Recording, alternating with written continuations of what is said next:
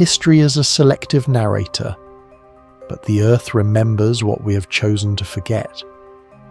Far from the well-worn paths of famous wonders, deeper enigmas pulse beneath our feet. In the wilds of Anatolia, the T-shaped pillars of Göbekli Tepe are rewriting the timeline of civilization, proving that sacred temples preceded the first cities. Within the Cambodian jungles, the seven-tiered pyramid of Koh Ker whispers of lost Khmer technology, while the massive dragon tracks of Phonsavan force us to question the true purpose of the megalithic plain of jars. How did the architects of Tiwanaku achieve stone joints so precise that a razor cannot slide between them? What cosmic map were the builders of Karahan Tepe following 10 millennia ago? From the acoustic anomalies of the Hal Saflieni Hypogeum to the cyclopean walls of Sacsayhuamán, the fingerprints of a forgotten advanced era are everywhere. We're not the first to achieve greatness. We're merely the latest to try and decode it.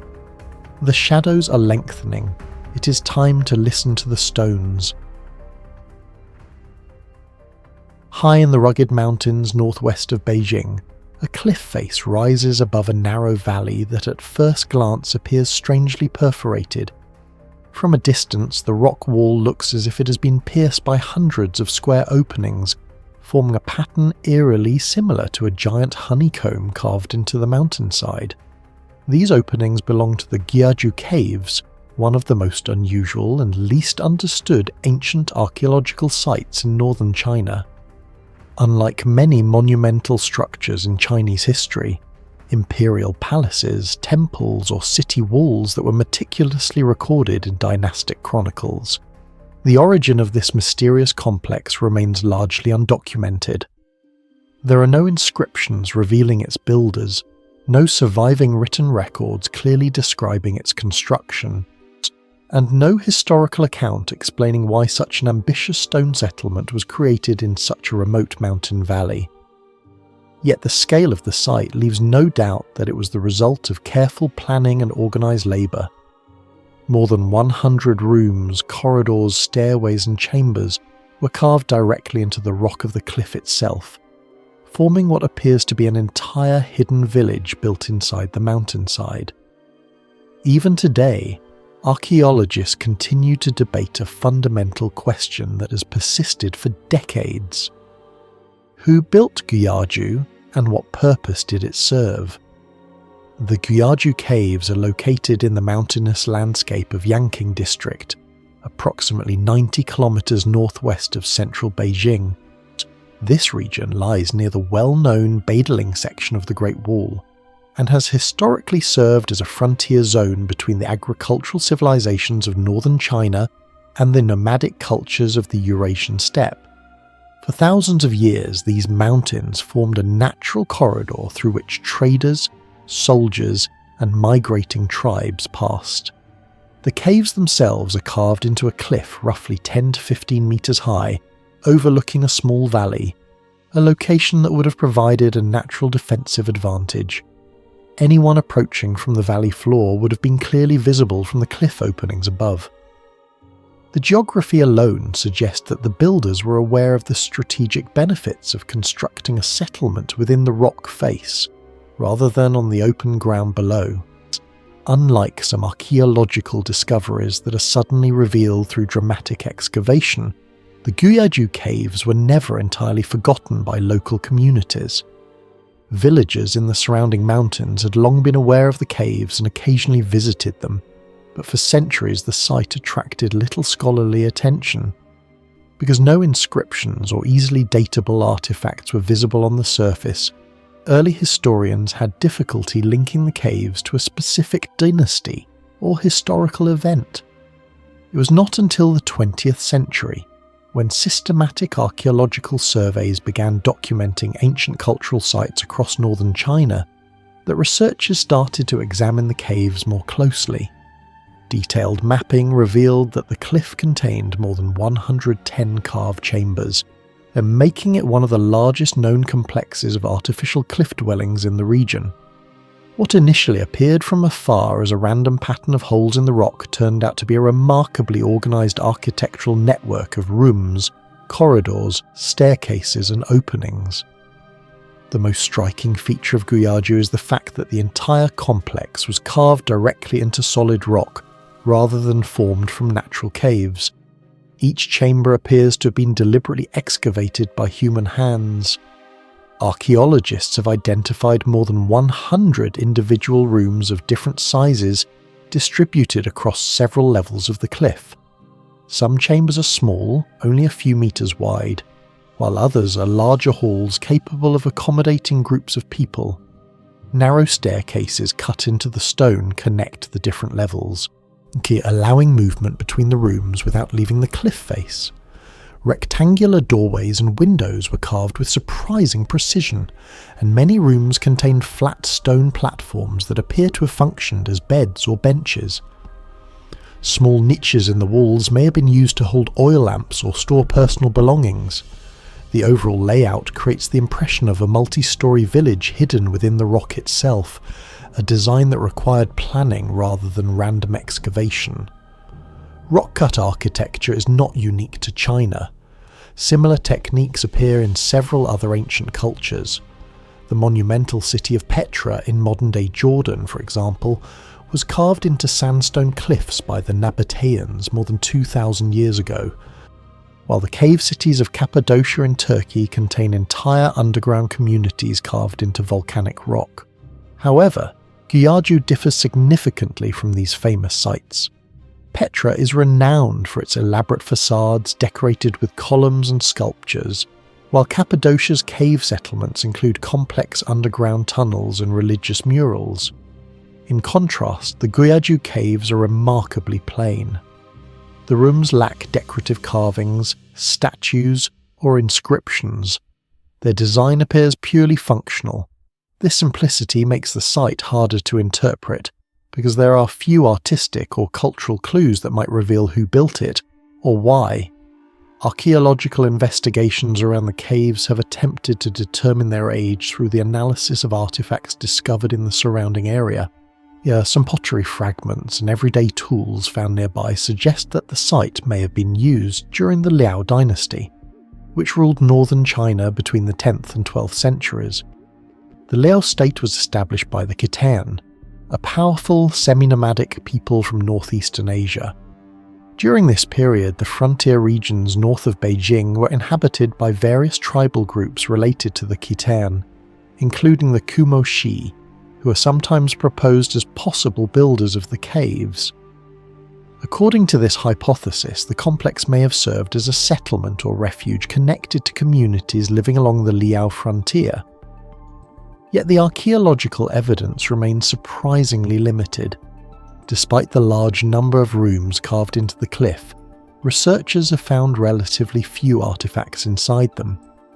Compared with other ancient habitation sites, Guyaju contains very little material evidence of daily life. There are no large accumulations of pottery, no clear remains of cooking areas, and no significant traces of long-term domestic activity. If hundreds of people once lived here, the archaeological record would normally contain far more evidence of their presence. The scarcity of artifacts has therefore become one of the most puzzling aspects of the site. Because the physical evidence does not clearly indicate how the caves were used, scholars have proposed several different explanations. One possibility is that the complex functioned as a defensive mountain fortress. Its elevated position and limited access routes would have allowed a relatively small group of inhabitants to monitor and defend the valley below. In frontier regions where conflicts between nomadic groups and agricultural settlements were common, such fortified refuges were sometimes constructed in strategic locations. Another theory suggests that the caves might have been used as temporary seasonal dwellings by semi-nomadic communities. Carving permanent shelters into the cliff could have provided protection during harsh winters or periods of instability. A third hypothesis proposes that the site may have had some kind of religious or communal function, perhaps serving as a secluded refuge or monastic retreat. However, The lack of religious symbols, statues, or murals makes this explanation difficult to confirm. Another unresolved mystery concerns the sheer effort required to create the complex, i.e., carving more than 100 rooms directly into hard rock would have demanded a significant workforce and durable tools. Even with iron implements, shaping large chambers and stairways inside a cliff would have required years of labour. The builders would also have needed a clear architectural plan to ensure that rooms aligned correctly and did not collapse into one another. The fact that many chambers appear neatly arranged in rows suggests that the entire complex may have been designed as a coordinated project rather than expanded gradually over centuries. In most ancient tombs, archaeologists expect to find bones. Time almost always erases the human body. Flesh disappears, organs collapse, and after centuries only fragments of a skeleton remain. Yet in the early 1970s, inside a sealed tomb beneath a low hill in southern China, archaeologists encountered something that seemed to challenge everything scientists understood about decomposition. Inside the burial chamber lay the body of a woman who had died more than 2,000 years earlier, and yet her skin was still soft, her limbs could still bend slightly at the joints, and many of her internal organs remained intact. Medical researchers who later examined the body were stunned to discover that it could be studied almost like a recently deceased patient. This woman is now known to history as the Lady of Dai, or Xinjue, and her discovery at the Mawangdui tomb complex remains one of the most extraordinary archaeological finds ever recorded. The tomb where she was discovered lies in Mawangdui, a small hill near the modern city of Changsha in Hunan province, China. During the Western Han dynasty, which lasted from 206 BCE to 220 CE, this region served as the political centre of the Kingdom of Changsha, a semi-autonomous territory governed under imperial authority. Historical sources identify the occupants of the Mawangdui tomb complex as members of the family of Li Sang, the Marquis of Dai, an aristocrat who governed the region during the 2nd century BCE. Lady Dai, whose personal name was Xinjue, was his wife and lived during a time when the Han dynasty was rapidly consolidating power, expanding agriculture and trade networks, and developing one of the most advanced administrative systems of the ancient world. Nothing in historical texts suggested that her burial would become one of the most astonishing archaeological discoveries of the 20th century. The discovery itself occurred almost by accident in 1971 when construction workers preparing the foundations for a hospital near Changsha encountered strange layers of charcoal and white clay deep beneath the soil. The unusual materials drew the attention of archaeologists from the Hunan Provincial Museum, who soon began a systematic excavation of the site. As the dig progressed, researchers realized they had uncovered an enormous ancient burial shaft descending more than 12 meters underground. The structure had been deliberately sealed with thick layers of protective material designed to isolate the interior chamber from air and moisture. After months of careful excavation, archaeologists finally reached the burial chamber itself, where they found a massive lacquered wooden coffin, surrounded by hundreds of funerary objects.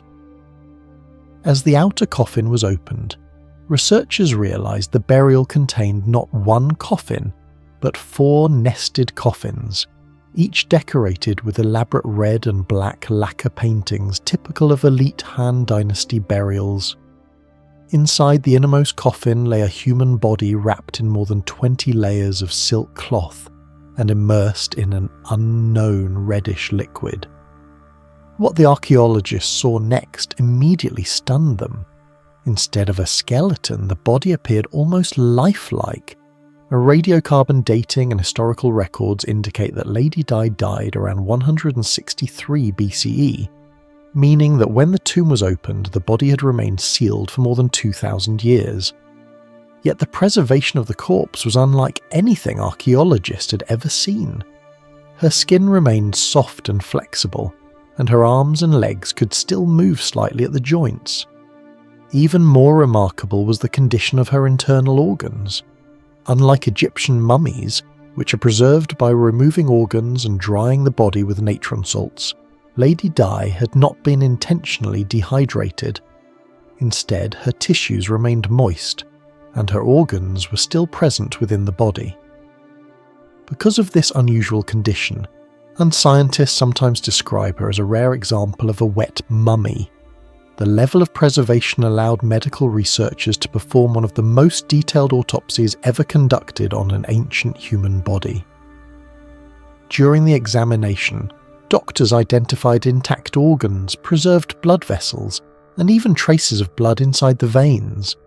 They were also able to analyse the contents of her stomach, which still contained partially digested food. The scientific examination of Lady Dai revealed remarkable details about her life and health. Researchers determined that she died at approximately 50 years of age and had suffered from several medical conditions, including severe atherosclerosis, a disease in which fatty deposits accumulate in the arteries and restrict blood flow. Her liver showed signs of damage, and her gallbladder contained gallstones. The contents of her stomach suggested that shortly before her death she had eaten a meal that included melon seeds, indicating that death likely occurred only a few hours after eating. Based on these findings, most medical researchers now believe that Lady Dai died suddenly from a heart attack, making her one of the earliest documented cases of cardiovascular disease ever studied through direct physical evidence.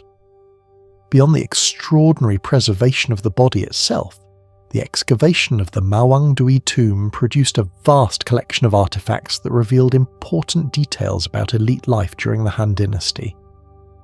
More than 1,000 funerary objects were recovered from the tomb, including lacquered wooden dishes, cosmetic containers, musical instruments, silk garments, and finely crafted household items. Among the most famous discoveries was an exquisitely painted silk funerary banner, believed to have been placed over the inner coffin during burial rituals. The banner depicts elaborate scenes of the cosmos, the human world, and the heavens, illustrating ancient Chinese beliefs about the journey of the soul after death. Archaeologists also found preserved foods intended for the afterlife, including grains, fruits, and animal remains. Many of these offerings retained their original shapes, demonstrating how effectively the tomb had been sealed from the outside environment. The remarkable condition of Lady Dai's body appears to be linked to the sophisticated engineering of the tomb itself. The burial chamber had been carefully constructed to create a stable internal environment, isolated from air and moisture. Surrounding the coffin chamber was an enormous layer of charcoal weighing several tons. Charcoal is highly absorbent and can help regulate humidity by trapping moisture. Outside the charcoal layer was a thick barrier of white kaolin clay, which acted as an airtight seal preventing oxygen from entering the chamber. The coffins themselves were coated with layers of lacquer, a natural resin that forms a durable waterproof barrier. Together, these elements created a sealed environment with extremely limited oxygen and minimal bacterial activity, conditions that can significantly slow the natural process of decomposition. Even with this knowledge, however, us scientists still cannot fully explain how the body remained so well preserved while retaining soft tissue after more than 2 millennia. Another puzzling aspect of the burial involves the mysterious liquid discovered inside the coffin. When archaeologists first opened the innermost coffin, they found Lady Dai's body immersed in a reddish-brown fluid whose chemical composition remains only partially understood. Analysis revealed traces of magnesium salts and other compounds, but researchers have never been able to determine whether the liquid was deliberately created as part of a preservation process or formed naturally through chemical reactions inside the sealed tomb.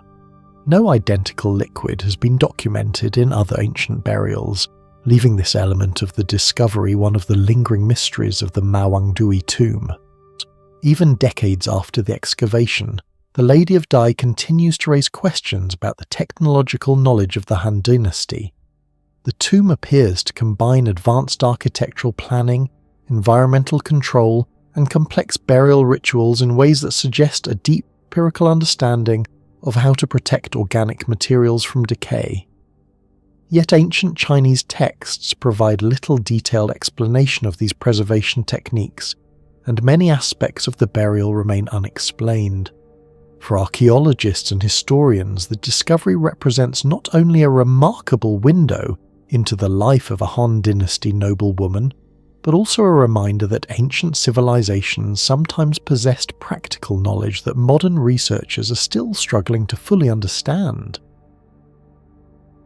Across the rugged highlands of northwestern Iran lies a place where geology, imperial power, and ancient religion once converged in extraordinary ways. The ruins of Takht-e Soleyman, whose name translates to the Throne of Solomon, stand on a windswept volcanic plateau more than 2,000 meters above sea level. At the center of this enigmatic site lies a nearly perfect circular lake formed inside an ancient volcanic crater. The water appears dark turquoise from above, yet beneath its calm surface the basin plunges more than 100 meters into the earth. Around this mysterious pool, the rulers of the Sacsayhuamán Empire constructed one of the most sacred religious complexes in the ancient Iranian world, transforming an unusual geological feature into a center of imperial ritual and spiritual authority. Even today, Dior, historians and archaeologists continue to debate the deeper meaning of this remarkable site, asking why such an important sanctuary was built around a volcanic lake, and why ancient kings reportedly cast valuable offerings into its depths. Takht-e Soleyman is located roughly 45 kilometers northeast of the modern town of Takab in Iran's West Azerbaijan province. The archaeological complex occupies an oval plateau enclosed by massive defensive walls that extend for roughly 1,300 meters. Inside these walls stands the feature that defines the entire landscape: the crater lake itself. The lake measures approximately 100 meters in diameter and is fed by a powerful subterranean spring rising from deep underground geological layers. What makes the lake particularly unusual is that it has no visible outlet, where instead, mineral-rich water continuously flows upward from underground chambers, while excess water slowly seeps through porous rock formations below the surrounding terrain. This delicate balance allows the lake's water level to remain remarkably stable throughout the year.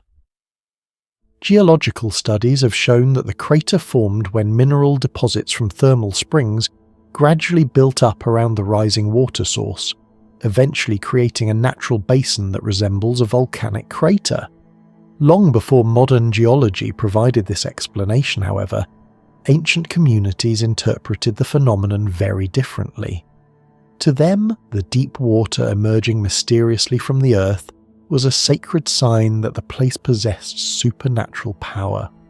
Although the ruins were known locally for centuries, so systematic archaeological investigation began relatively late. 19th century European travellers described the lake and the surrounding stone structures, but serious excavation did not begin until the 20th century. Beginning in the 1960s, archaeological missions led by the German Archaeological Institute carried out extensive excavations at the site. These studies reveal that the monumental structures visible today date primarily to the Sassanian period between the 5th and 7th centuries CE. Beneath those remains, however, archaeologists discovered traces of earlier occupation layers, indicating that the volcanic lake had already been regarded as sacred long before the Sassanian Empire rose to power.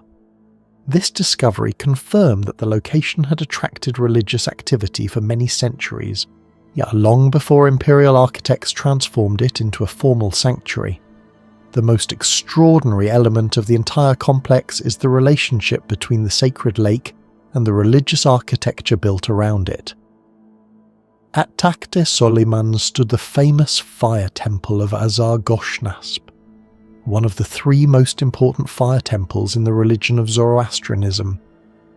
In Zoroastrian belief, fire symbolized divine truth and cosmic order, and sacred flames were carefully preserved in temple sanctuaries where priests maintained them continuously. The fire of Azar-Goshnasp was associated specifically with the warrior class and the legitimacy of kingship. Sasanian rulers visited this temple to perform rituals affirming their divine right to rule. The placement of the temple beside the mysterious crater lake created a powerful symbolic landscape in which 2 sacred elements, fire and water, existed side by side.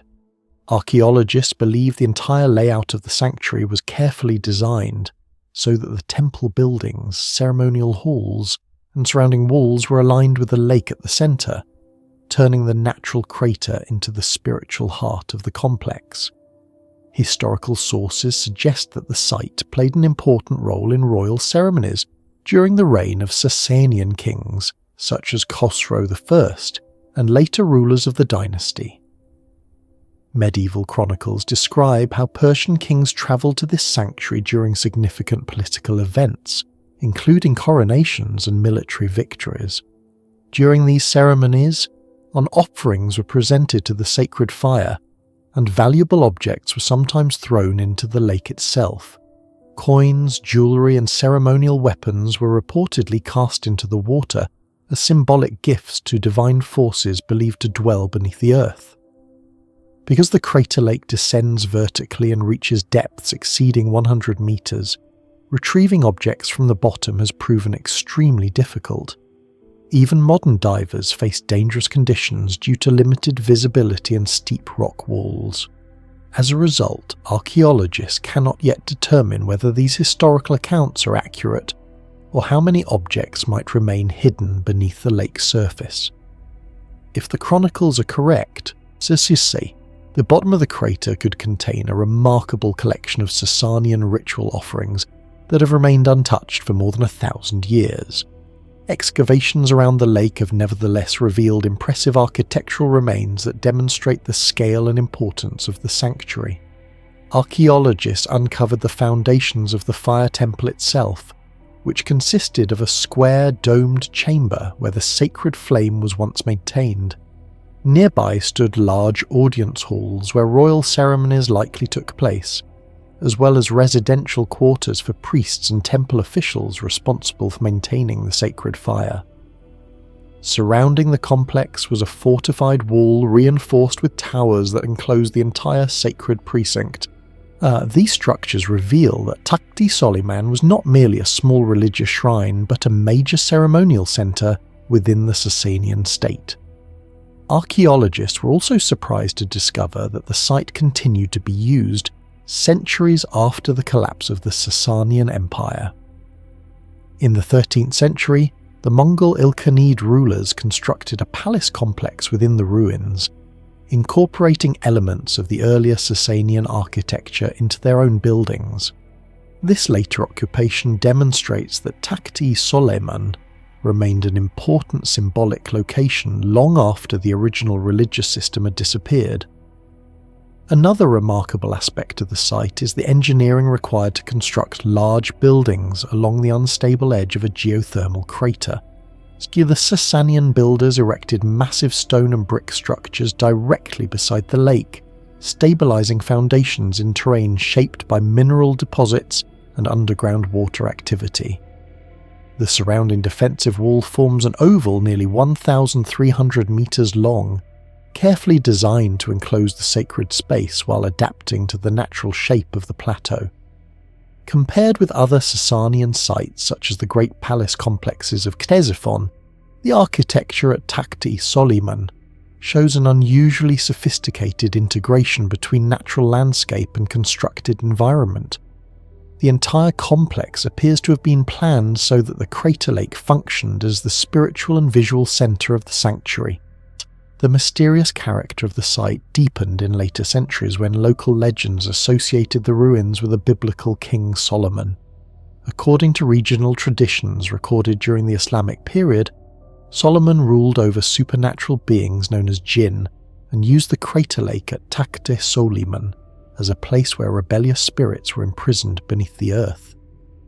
These legends explain why the site eventually became known as the Throne of Solomon.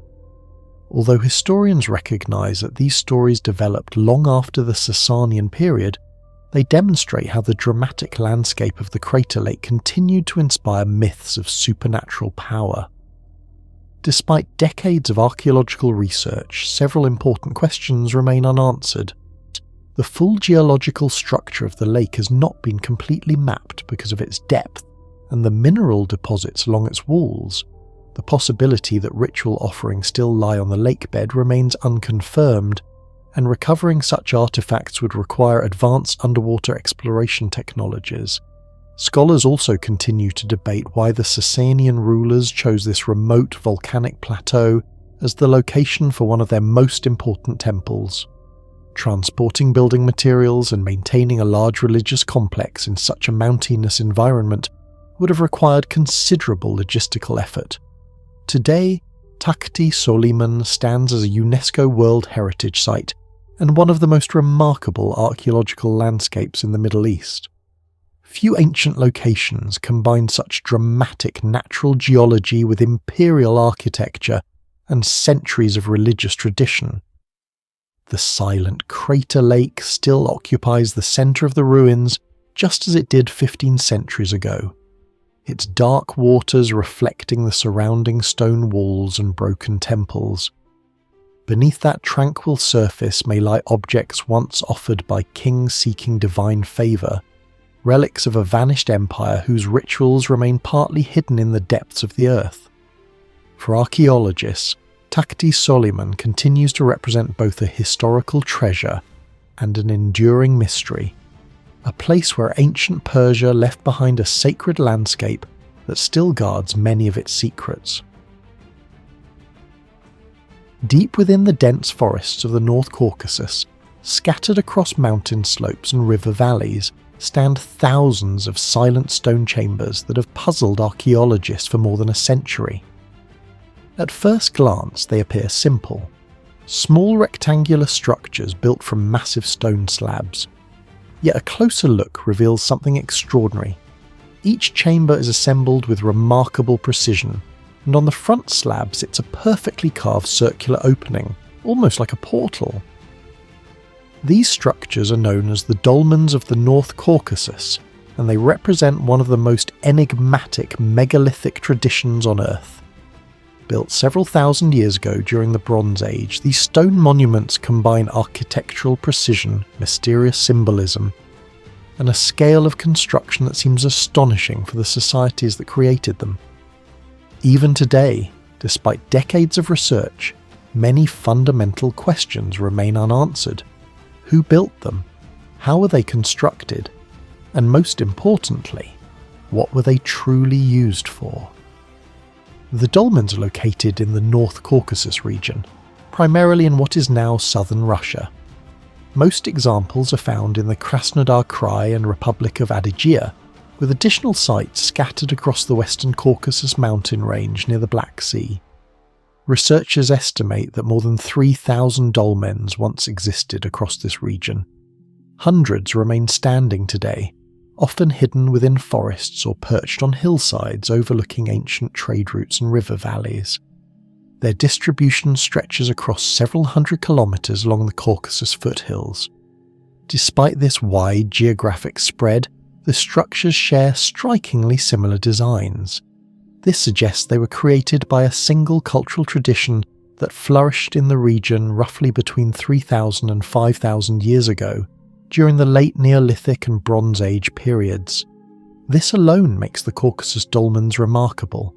Few megalithic traditions show such consistency across such a large area.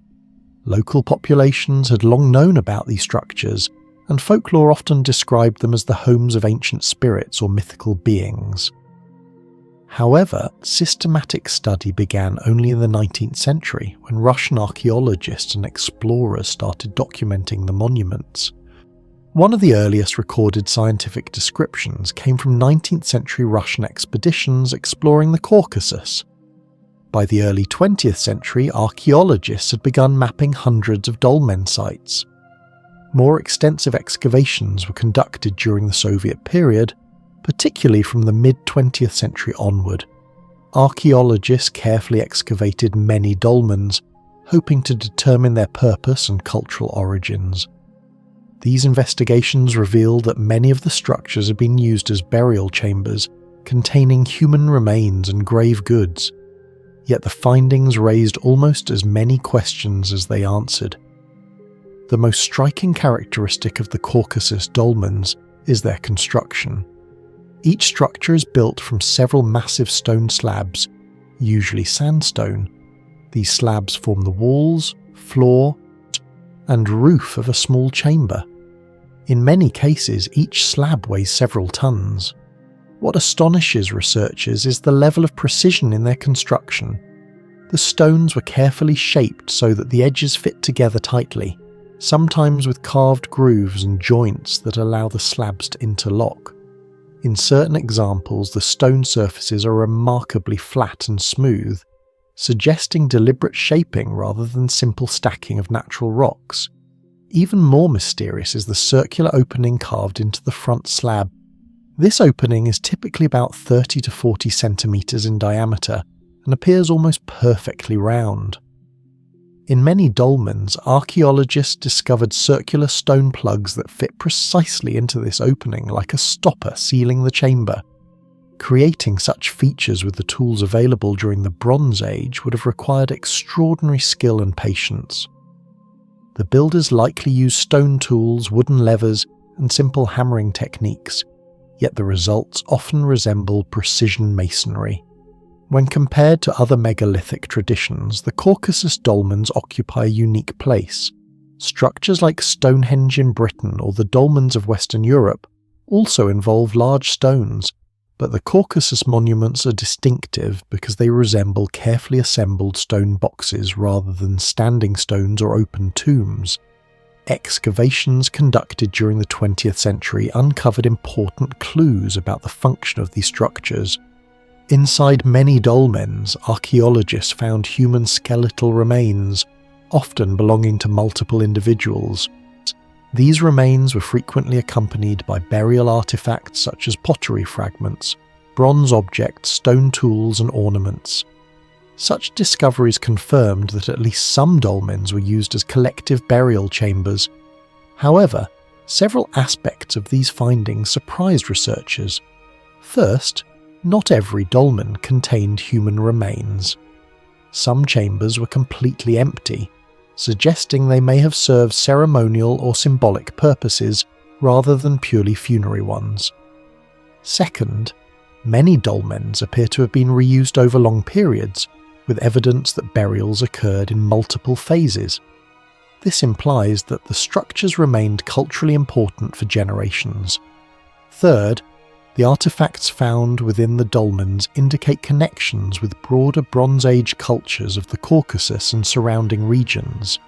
Certain pottery styles and metal objects resemble those found in other archaeological sites across the region, suggesting the dolmen builders were part of a complex and interconnected society. Even with these discoveries, many questions remain unresolved. The round opening in the front slab remains one of the greatest mysteries. Several theories have been proposed. Some archaeologists believe the opening allowed offerings to be placed inside the chamber after burial. Others suggest it symbolized a doorway between the world of the living and the dead. Another possibility is that the opening served practical purposes, such as ventilation or access during burial rituals. Yet none of these explanations fully accounts for the extraordinary care taken in carving the openings and crafting perfectly fitting stone plugs. Another puzzle concerns how the builders transported and assembled such heavy stones. Some dolmens were constructed using slabs weighing several tons, yet they are often located in mountainous terrain far from obvious quarry sites. Transporting and positioning these stones would have required coordinated labour and well-organised engineering methods. Similar logistical challenges appear in other ancient monuments around the world, such as the stone circles of Britain or the megalithic tombs of the Mediterranean. However, the Caucasus dolmens stand out because of their precise architectural design rather than sheer size. Finally, there is the question of what these monuments meant to the people who built them.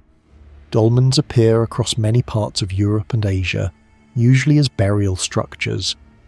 Yet the Caucasus examples are unusually elaborate and numerous. Their widespread distribution suggests they were central to the spiritual or social identity of the communities that built them. Some researchers believe the dolmens may have served as ancestral monuments, places where communities honoured their dead and maintained connections with earlier generations. Others argue that the monuments could have played roles in ritual gatherings, territorial markers, or symbolic expressions of power. Across the vast timeline of ancient history, many mysteries are not hidden in gigantic monuments or lost cities, but in quiet structures whose symbolism is far deeper than their size might suggest. In the foothills of the Himalayas in northern India stands one such place, a small stone temple that at first glance appears modest compared with the monumental architecture of Angkor, Petra, or the pyramids of Egypt. Yet within its sanctuary lies an image so unusual that it has fascinated historians, archaeologists, and scholars of religion for decades. A representation of the Hindu god Shiva with 5 faces. This temple, known as Panchvaktra temple, preserved a rare cosmological idea carved into stone, and its origins and deeper symbolic meaning continue to provoke questions about the religious and architectural traditions of the ancient Himalayan world. The temple stands in the historic town of Mandi, positioned at a location that ancient builders clearly considered sacred. It rises precisely where the Beas River meets the Suketi River, a geographic feature known in Hindu tradition as a sangam, or sacred confluence.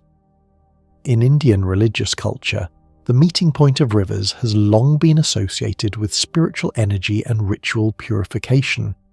One of the most famous examples can be found in Prayagraj, where the Ganges and Yamuna rivers converge and millions of pilgrims gather during the Kumbh Mela festival. By placing Panchvaktra temple directly beside a river confluence, more ancient builders were following a long-established sacred geography in which natural landscapes were believed to amplify divine presence. From the temple's stone steps, the waters of the 2 rivers can still be seen merging below, creating a constantly shifting landscape that has likely remained largely unchanged for centuries. Unlike many ancient ruins that disappeared and were rediscovered by modern archaeologists, Panchvaktra temple was never completely lost. Local communities have worshipped at the site continuously for generations, preserving both the structure and its religious significance. However, the temple began attracting scholarly attention during the 19th and early 20th centuries when British surveyors and later Indian historians started documenting the architecture of the Himalayan region. Through architectural comparisons with other temples in Himachal Pradesh, researchers concluded that the structure most likely dates to between the 8th and 10th centuries CE. This period corresponds with the growth of regional Himalayan kingdoms and an expansion of temple construction dedicated to the worship of Shiva. Some historical accounts associate the shrine with rulers of the medieval Mandi kingdom, although no surviving inscription definitively records the exact date of construction or the name of the patron who commissioned it. The absence of such documentation leaves open the possibility that the temple may stand on the site of an even older sanctuary that existed before the current structure was built. The most striking and mysterious feature of Panchvaktra temple lies within its sanctum, the image of Shiva with 5 faces. In Sanskrit, this form is called Panchamukha Shiva, or Panchvaktra, meaning the 5-faced one.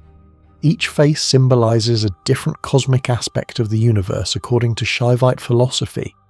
The first face, Sadyajata, represents creation and the birth of the cosmos. The second, Vamadeva, symbolizes preservation and harmony within the universe. The third face, Agora, reflects destruction and transformation, a force that clears away the old to make room for renewal. The fourth aspect, Tatpurusha, represents the hidden spiritual essence that resides within all living beings.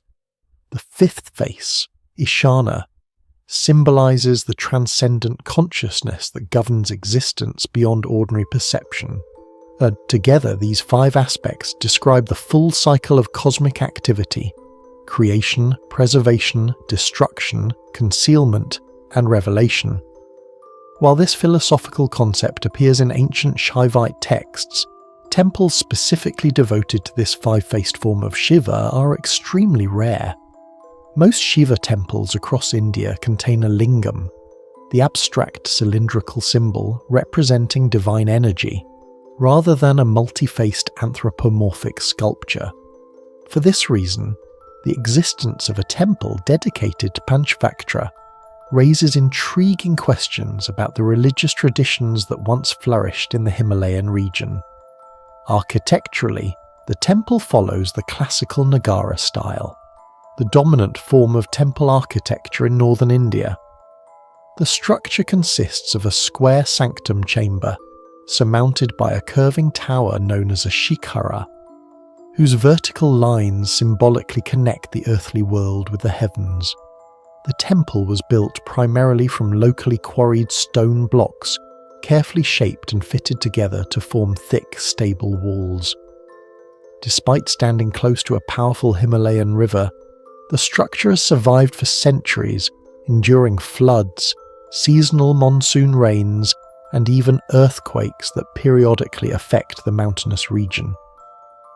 The Beas River is known for its strong seasonal currents during the summer monsoon, yet the temple's elevated stone platform protects it from direct flood damage, while maintaining its symbolic relationship to the sacred river confluence. This indicates that the builders possessed a practical understanding of local hydrology and terrain stability. Similar engineering solutions can be observed in other Himalayan temples such as those in Chamba and Baidyanath, where large interlocking stone blocks distribute weight evenly and strengthen the building against seismic activity. These architectural techniques reveal that ancient Himalayan builders had developed construction methods highly adapted to their environment. Although Panchvaktra temple has not been the focus of large-scale archaeological excavations, like those conducted at sites such as Angkor or Mohenjo-daro, historical research into the surrounding region has produced important insights. Records from the medieval Mandi kingdom describe the town as a significant centre of Shaivite worship, where local rulers sponsored the construction of numerous temples. Over time, the region developed a dense sacred landscape in which shrines were distributed along rivers and hillsides. Historical accounts suggest that more than 80 temples dedicated to Shiva were once built in Mandi, earning the town the nickname the Varanasi of the Himalayas, a reference to the ancient sacred city of Varanasi on the Ganges River.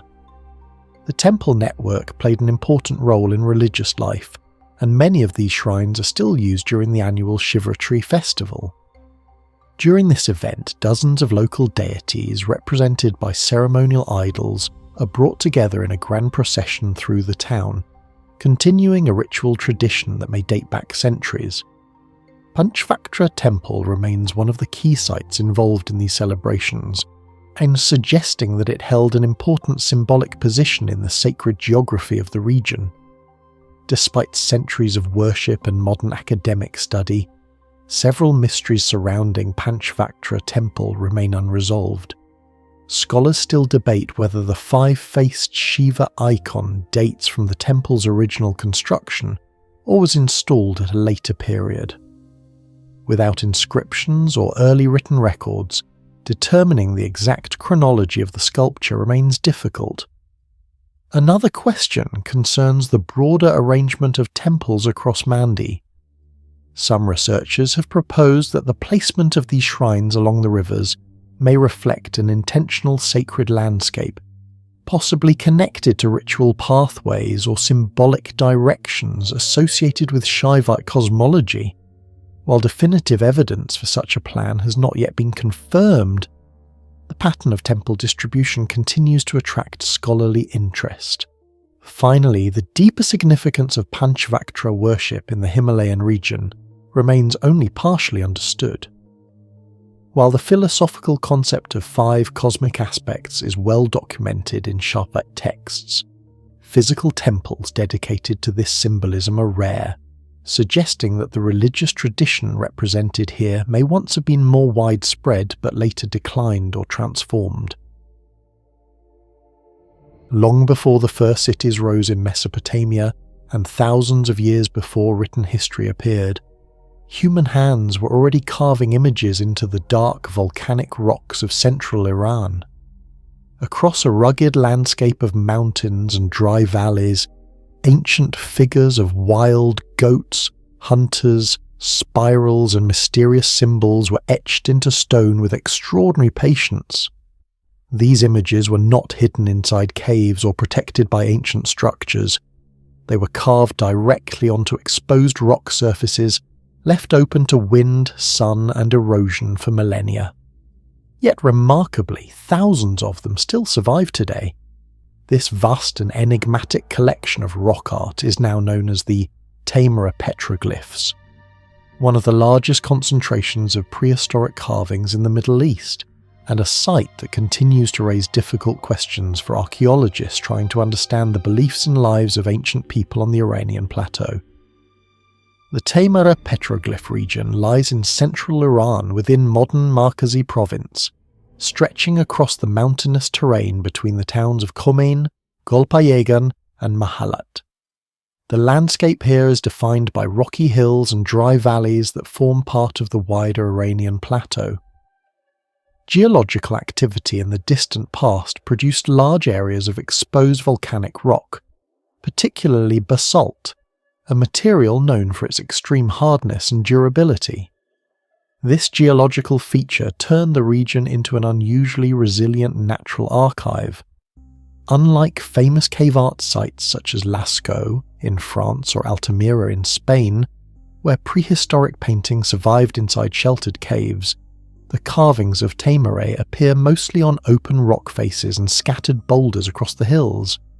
Archaeologists estimate that the wider region contains more than 20,000 petroglyphs, and new examples continue to be discovered as surveys expand across the landscape. The distribution of carvings across multiple valleys suggests that ancient people returned to this region repeatedly over long periods of time, transforming the natural terrain into an immense open-air gallery of human expression. Local shepherds and villagers had known about the carvings for generations, often passing them while grazing livestock in the hills.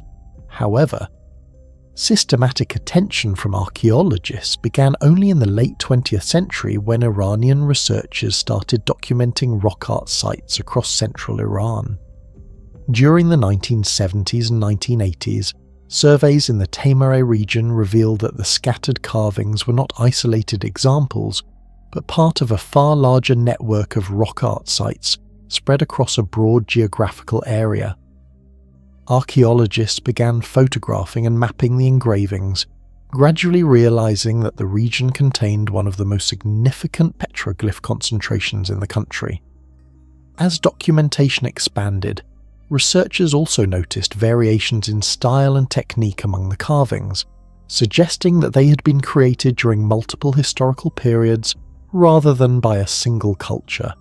This discovery indicated that the Teymareh landscape had remained culturally meaningful to different communities for many centuries, perhaps even millennia. One of the most remarkable aspects of the Teymareh petroglyphs is the technical effort required to carve them into extremely hard stone. Much of the rock surface in this region consists of basalt, a volcanic material far more resistant to carving than softer stones such as limestone or sandstone. In prehistoric times, artists did not possess metal tools capable of easily cutting through such material. Instead, They likely used hammerstones made from even harder rock to repeatedly strike the surface in a technique known as pecking. Each line of a carving would have been created through hundreds of small impacts, gradually forming shapes and outlines. Creating a detailed figure, especially one with curved lines such as the horns of an ibex, would have required enormous patience and time. Despite this challenge, many carvings display surprisingly clear proportions and deliberate design, suggesting that the artist had developed refined techniques for working with the stone. Among the most frequently depicted animals in Teymareh carvings is the ibex, a species of wild goat native to mountainous regions of Iran. These animals are instantly recognizable in the carvings because of their dramatically curved horns, which ancient artists often exaggerated into sweeping arcs that dominate the image. The repeated appearance of ibex across hundreds of carvings suggests that the animal held significant cultural importance for the people who created the images.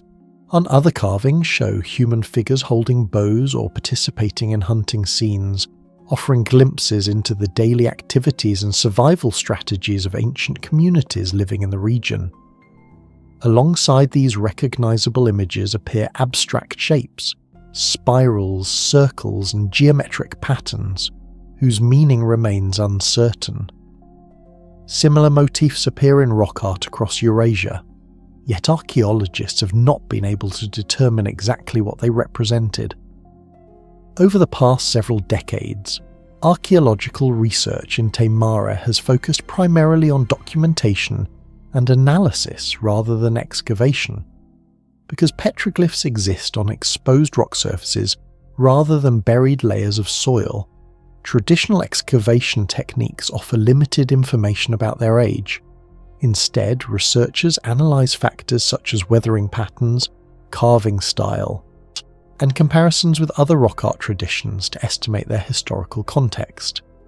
During surveys, archaeologists discovered that some rock surfaces contain multiple layers of carvings overlapping each other. This suggests that the same rocks were reused by different groups of people over long periods of time, each generation adding its own images to the landscape. In certain valleys, researchers have recorded clusters containing dozens of carvings within a relatively small area, indicating that these locations may once have served as gathering places for ancient communities. Such concentrations hint at the possibility that the region held social or ritual significance beyond simple artistic expression. Despite years of study, several fundamental mysteries surrounding the Teymareh petroglyphs remain unresolved. One question concerns the purpose of the carvings themselves. The prevalence of hunting scenes and animal imagery has led some researchers to suggest that the carvings could have been connected to hunting rituals or symbolic expressions of respect toward animals that were essential for survival. In many ancient cultures, animals played important roles in spiritual belief systems, and rock art sometimes served as a way of expressing relationships between humans and the natural world. However, the presence of abstract symbols complicates this interpretation. Spirals and geometric patterns appear across multiple carvings, sometimes near animals and sometimes independently. Because these shapes appear in rock art traditions across different regions of the world, archaeologists suspect they may represent symbolic ideas rather than literal scenes. Another enduring mystery concerns why this particular region became such an important centre for rock art activity. Unlike ancient cities or monumental ceremonial complexes, the Teymareh landscape contains little evidence of large permanent settlements from the earliest periods associated with the carvings. Yet generation after generation of people return to these same rocks to carve images into their surfaces. Some scholars believe that the mountains themselves may have held spiritual meaning, transforming the landscape into a sacred environment where communities recorded stories, beliefs, or cultural memory through imagery. Others suggest that the region may have been located along ancient migration or trade routes, bringing different groups of people into contact with the same symbolic landscape. At first glance, the surface of a limestone outcrop in the hills of southern China appears no different from thousands of other weathered rocks scattered across the region. Wind, rain, and time have carved the stone into irregular shapes over centuries, creating a landscape typical of the karst terrain that dominates much of Guangxi province. Yet in one particular spot, observers notice something that immediately captures their attention. Pressed into the rock is a large depression that looks strikingly familiar. The outline resembles a human footprint, complete with a rounded heel, a gentle arch, and several rounded indentations where toes should be. But what makes the formation truly puzzling is its size. The imprint appears far larger than any human foot, thus creating the impression that a giant once stepped onto the rock surface and left a permanent mark behind. This unusual formation has come to be known informally as the giant footprint of Pingyan, a geological curiosity that has sparked curiosity among travellers, amateur researchers and online communities fascinated by unexplained ancient phenomena. The footprint-like formation is reported in Pingyan village, located within the Guangxi Zhuang Autonomous Region in southern China. Guangxi is internationally known for its dramatic karst landscapes, a geological environment formed primarily from thick layers of limestone deposited in ancient seas hundreds of millions of years ago. Over immense spans of time, slightly acidic rainwater gradually dissolves the calcium carbonate within limestone, slowly reshaping the rock into caves, sinkholes, underground rivers, and irregular surface depressions. The spectacular limestone towers surrounding cities such as Guilin and Yangshuo are among the most famous examples of this geological process. Because limestone dissolves unevenly, the surfaces of exposed rocks often develop complex patterns and cavities that sometimes resemble recognizable shapes. In environments like this, unusual formations are not uncommon, yet occasionally the resemblance to familiar objects becomes so striking that it appears almost intentional. The Pingyan footprint belongs to this category of formations that blur the line between natural geology and visual illusion. Unlike many famous archaeological discoveries, the Pingyan footprint was not uncovered through a formal excavation or scientific survey. Instead, it gained attention through photographs shared by visitors who noticed the unusual depression while exploring the area. Images of the formation began circulating online, particularly on Chinese social media platforms and websites devoted to unexplained phenomena. The photographs quickly attracted widespread interest because the outline of the depression looked remarkably similar to a human footprint.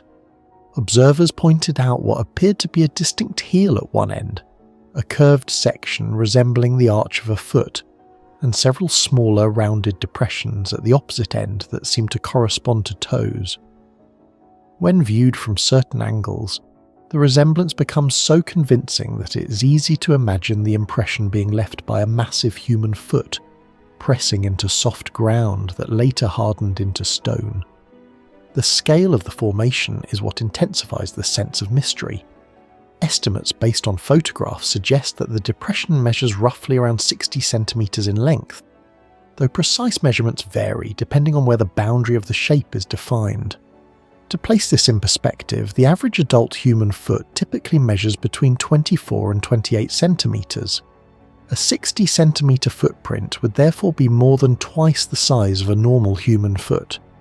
If a living creature had produced such a footprint, simple proportional calculations suggest that the individual could have stood approximately 4 to 5 meters tall. Such a height would place the hypothetical individual far beyond the range of known human anatomy. It is precisely this enormous scale that has encouraged speculation about ancient giants, a theme that appears repeatedly in mythologies around the world.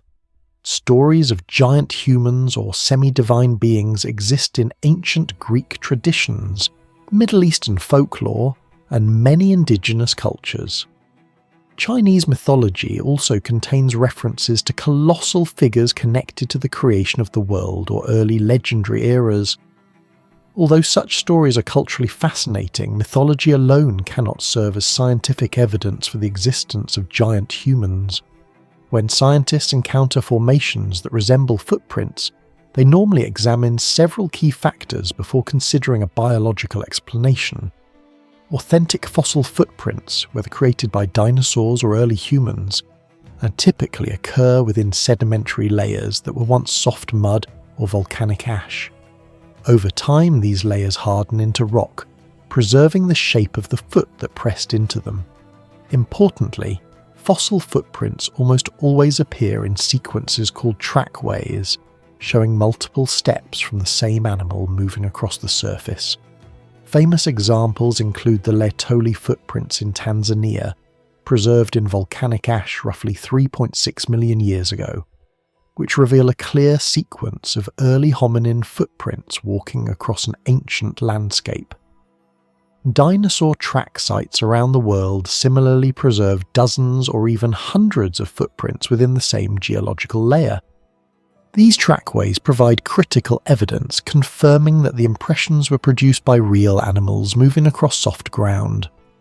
The Pingyan Formation, however, does not appear within such a context. The depression is essentially a single isolated feature, with no surrounding trackway and no associated sedimentary layer, indicating that the rock was once soft enough to preserve footprints. Because of this, geologists approach the formation from a different perspective, focusing on natural processes that might produce a footprint-like shape in limestone. One of the most common mechanisms is differential weathering, a process in which certain parts of the rock dissolve faster than others when exposed to rainwater containing weak carbonic acid. Limestone is rarely perfectly uniform. Variations in mineral composition, microfractures, and structural weaknesses cause some sections to erode more quickly than neighbouring areas. Over long periods of time, this uneven dissolution can produce shallow depressions, grooves, and cavities that sometimes resemble familiar shapes.